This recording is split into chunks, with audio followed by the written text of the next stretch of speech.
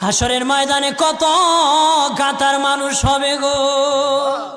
নবী বলেন আয়েশা, হাসরের ময়দানে মানুষ 120 কাতার মানুষ হবে। কয় কাতার?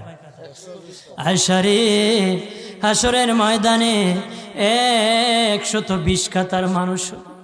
আয়েশা সিদ্দিকা বলেন ইয়া রাসূলুল্লাহ, ইয়া রাসূলুল্লাহ, আমি জানতে চাই আপনার রাসূলুল্লাহর উম্মত কত কাতার হবে?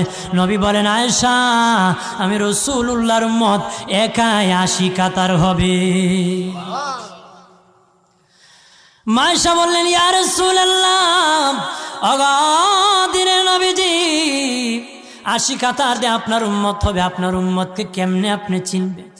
নবী বলেন আয়েশা রে, আমার উম্মতকে 3টা পরিচয় আমি চিনব।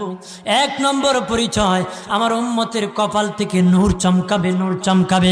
নবী বলে বাবা সাহাবীরাম, অসংখ্য ঘোড়ার মধ্যে যদি কিছু চান কপাল্লা ঘোড়া হয়, এইগুলা চিনতে বড় সহজ হয়। চান কপাল্লা ঘোড়া চিনতে বড় সহজ হয়। হাসরের ময়দানে আমার 1 প্রকার উম্মত